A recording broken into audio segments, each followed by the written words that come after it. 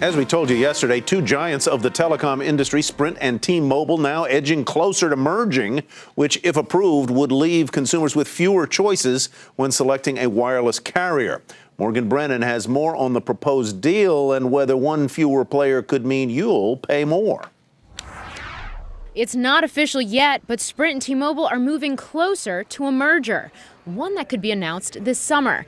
Sprint would pay about $40 a share for T-Mobile US, valuing the wireless provider at roughly $32 billion. For the country's third and fourth largest carriers, such a deal could be a matter of survival. These companies need to invest to stay competitive, invest in spectrum, invest in towers, invest in backhaul. That requires profitability. Sprint and T-Mobile are competing against two behemoths, Verizon and AT&T, which together account for an estimated 2/3 of subscribers and roughly 85% of the entire industry's earnings. Other proposed high-profile communications mergers like AT&T's bid for DirecTV and Comcast's Time Warner Cable deal are already driving a sweeping reshaping of the industry.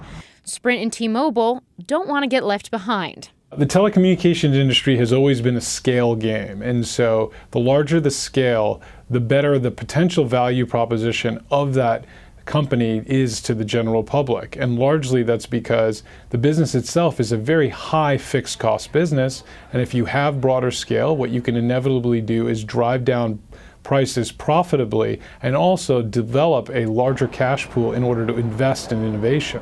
Sprint chairman Masayoshi Son believes a merger will allow Sprint to do just that, improving its network to raise data speeds and lower prices for consumers. In other words, increase competition. But will regulators agree? The FCC has expressed a preference for 4 carriers in the market, an argument cited when regulators shot down AT&T's bid for T-Mobile in 2011. A merger would leave consumers with less choices, something already taking place as the number of smaller regional providers dwindles amid fiercer competition. But one thing is certain, consumers' dramatic shift to mobile, increasingly using smartphones and tablets for data consumption like video streaming, is what's driving consolidation, as wireless carriers, cable companies, and satellite TV providers all scramble to build out their networks. For Nightly Business Report, I'm Morgan Brennan.